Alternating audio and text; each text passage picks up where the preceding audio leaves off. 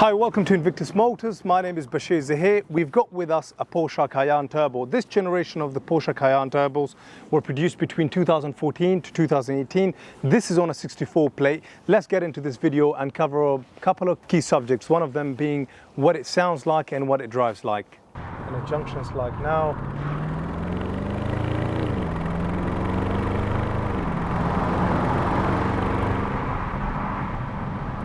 It pulls away extremely well.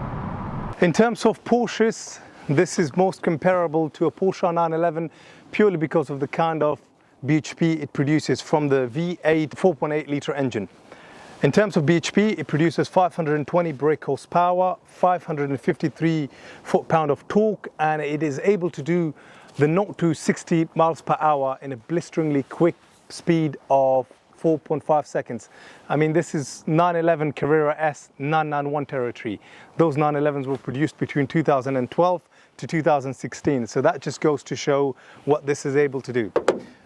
To me, these are almost like supercar territory because of the engine size and the kind of performance it produces, but it's obviously an SUV, therefore technically not a supercar.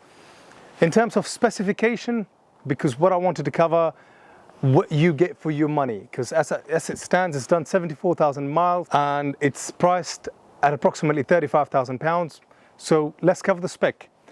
It's finished in a very desirable jet black metallic, which is C9X, that's the paint code. You've got the 21-inch 911 turbo design alloys. You've got the folding side door mirrors.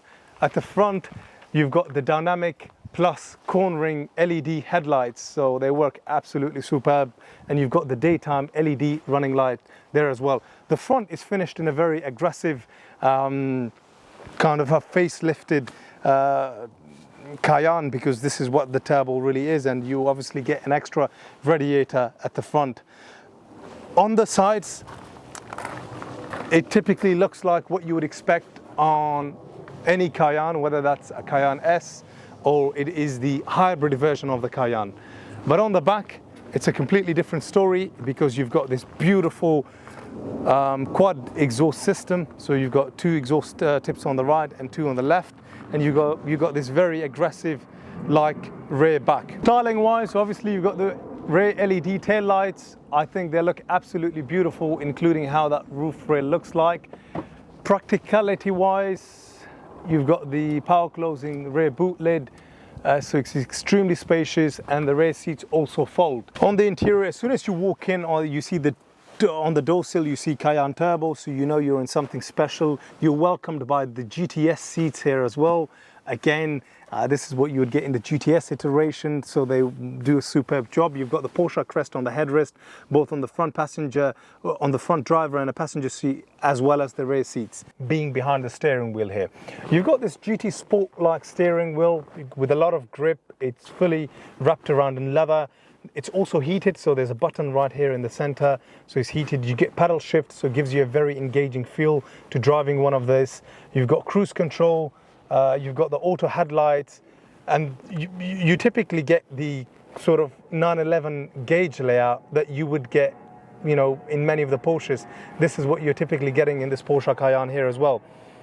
The gear selector here is finished in this chrome aluminium-like combined with leather, so looks beautiful, and I think it's very muscly. You've got the PCM that is touchscreen now as well. Here you've got the 8-speed gearbox, which is produced by ZF, does a phenomenal job and complements the V8 4.8 litre engine extremely well. I mentioned it's got air suspension, including the fact you've got the Comfort Sport, Sport Plus modes, and obviously you've got the on-road and the off-road, the sports button, and obviously stop-start. The front seats are also heated. This is very handy. You can actually hold on to it quite well, including the fact that the rear seats are heated. Additionally, you've got 4-zone climate control, you've got the Sport Chrono Plus package with a compass, and the PCM has the European navigation package. This car has a lot of spec. I'm not going to remember it all. Let's get onto the road and drive it a bit more and tell you a little bit more about it. So what is really exhilarating for me on these cars is the fantastic sound that you get out of this exhaust system. Let me start it so you can hear it. And let me press the accelerator a little bit. Obviously it's got the soft limiter. You get this really nice throaty sound from the exhaust system, really, that is very unusual to have on a car like this, unless you're buying the Range Rover SVR.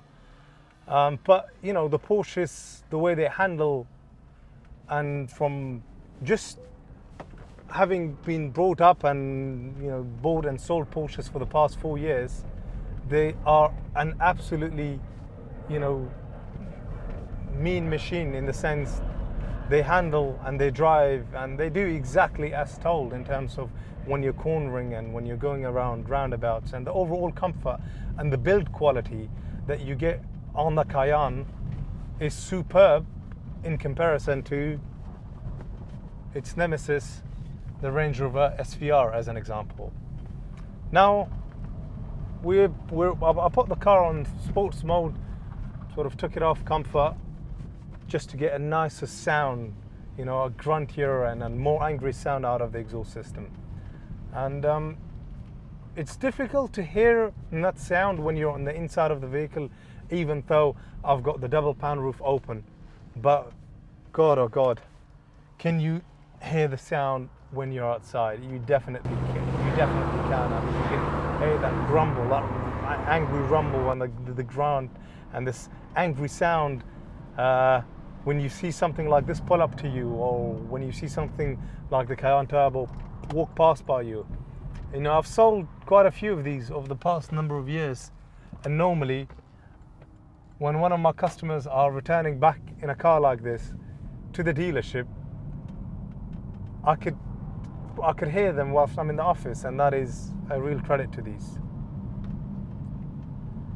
So we've got a red light here, so unfortunately can't immediately put my foot down to express the joy that you can get out of it. But whilst we're at it, whilst we're poodling around, in terms of the 4.8 litre V8 engine, it produces 420 brake horsepower, and it was 553 foot-pound of torque, and the 0 to 60 was possible in 4.5 seconds. Combined MPG wise, you comfortably get about 25 miles per gallon, and if you're strictly driving on the motorway, you could actually get it up to about 28 to 30 miles per gallon. Let's just hear how it sounds. Drop it from fifth to fourth, not to third.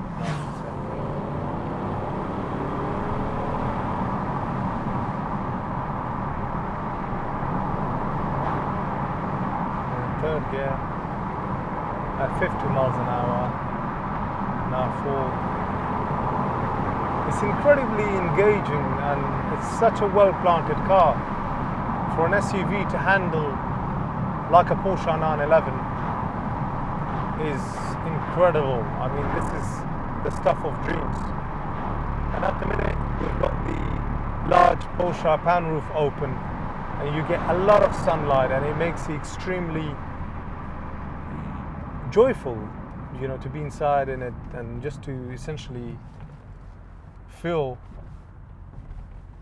you know, what these are like. And now you also get a pretty good turning circle for something like this. That's an SUV. You've got a rear camera, front and rear parking sensors, and a junctions like now.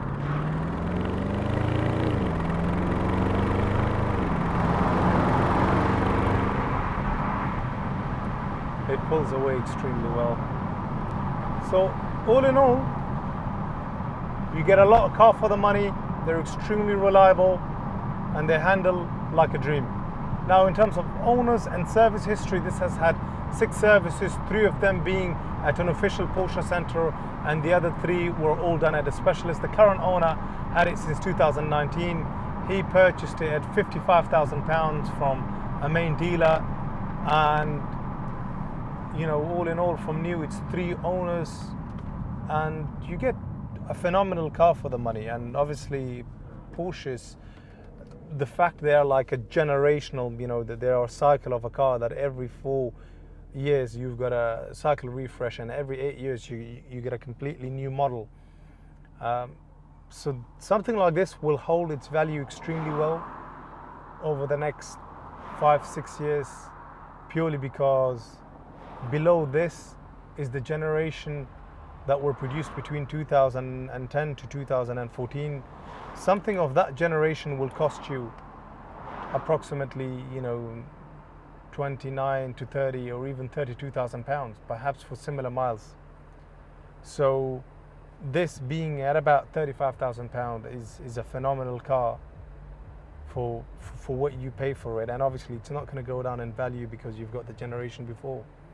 And then if somebody wants to devalue that generation, below that generation is another generation. So essentially something like that, something like this can't depreciate and devalue like the Range Rovers, purely because of how well Porsches are built.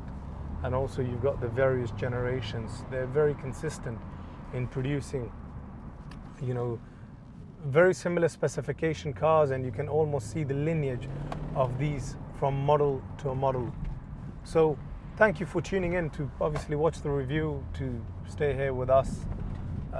Perhaps you're interested in buying this car from us, or perhaps you're looking to get something similar elsewhere down the line in the future. They're definitely an attractive car aesthetically, and above all, the performance is out of this world.